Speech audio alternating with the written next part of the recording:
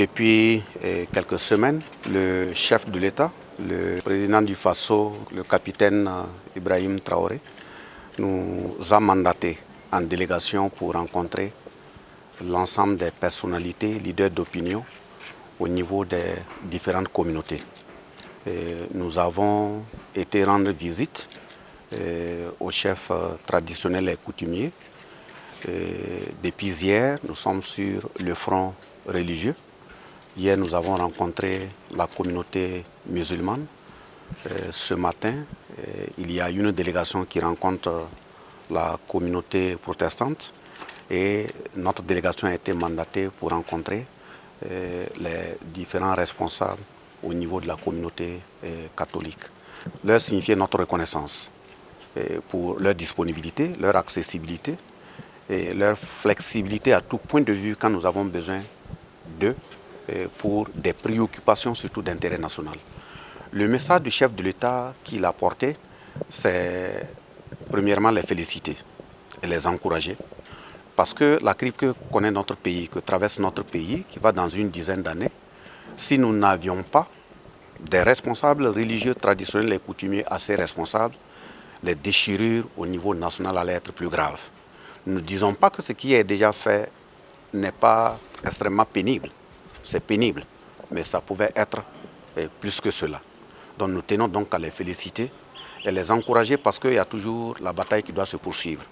Et même si aujourd'hui nous sommes à l'offensive, la guerre sur le front n'est pas encore finie, et même si la guerre venait à finir, la construction, la reconstruction des esprits, la reconstruction de la cohésion sociale pour que les communautés puissent vivre ensemble, c'est une bataille qui doit se poursuivre. Et le deuxième niveau, c'est de les inviter à renforcer la même vision au sein des leaders d'opinion et des communautés. Parce que si vous êtes un leader d'opinion, le message porte. Et si ceux qui sont à la base regardent la hiérarchie qui ne parle pas de la même voix, il va s'en dire qu'à un moment donné, nous n'allons pas pouvoir convaincre à travers les messages que nous voulons véhiculer.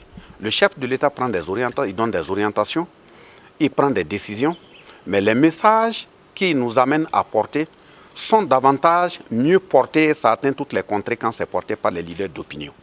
Voilà pourquoi il nous a envoyé de leur transmettre le message qui s'est articulé autour du fait qu'il a fait un constat amer, tout le monde l'a fait, qu'au niveau de nos cimetières, qui sont assez pleins de tombes, ces tombes sont marquées par des noms de jeunes en âge. Et même ceux qui viennent nous attaquer, qu'on considère comme des ennemis, parmi eux, il y a des jeunes qui sont instrumentalisés. Donc c'est la jeunesse qui est fauchée à plein fouet. Or, demain, ce sont eux qui vont venir nous remplacer. C'est la jeunesse qui est l'avenir. Si on ne cherche pas des solutions pour aller très vite à la fin de cette macabre situation, nous allons payer le fort prix, c'est ce qu'on ne souhaite pas. Le deuxième niveau, c'est de continuer la sensibilisation et la conscientisation. Nous sommes dans une période où la jeunesse cherche de l'emploi. Malheureusement, certains vendeurs d'illusions se cachent derrière cette recherche effrénée et font des appâts à des jeunes qui se retrouvent sous des périodes de drogue ou même des alimentations, des perfusions.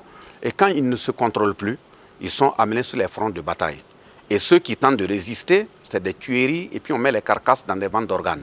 Donc voilà pourquoi nous les invitons à ce que le message soit davantage porté pour sensibiliser, conscientiser les jeunes.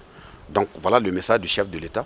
Et nous avons sollicité à ce que les portes nous restent toujours ouvertes parce que demain, on en aura toujours besoin. Comme on le dit, la poule ne dit pas merci au mortier parce que demain, il reviendra au pied pour picorer. Merci bien. Nous avons été très heureux d'accueillir Monsieur le ministre d'État, Monseigneur Prosper Contiebo, archevêque métropolitain de Ouagadougou, Monseigneur Alexandre Bazier, évêque auxiliaire de Koudougou et moi-même, pour recevoir ce message du chef de l'État. Le message qui a été transmis est clair. C'est un message qui appelle à l'unité, à la solidarité, donc à la perspicacité, pour que dans la lutte que nous menons, toutes les forces puissent contribuer au succès de cette lutte. Personne, nulle part au monde, ne désire être esclave tout le monde veut être libre. Donc c'est à nous aussi de promouvoir notre désir de liberté, notre souveraineté, d'essayer de faire comprendre aussi aux autres que pour que cela soit une réalité, il faudrait aussi que soit évité telle ou telle action.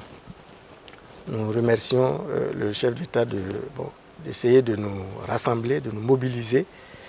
Et l'Église catholique qui n'a de cesse d'enseigner, d'appeler à l'unité, à la cohésion, à l'amour fraternel, continuera ce travail et ciblera davantage la jeunesse pour la protéger, la conscientiser, l'éveiller au patriotisme sincère pour que le pays dont ils sont les piliers et l'avenir puisse avoir un avenir.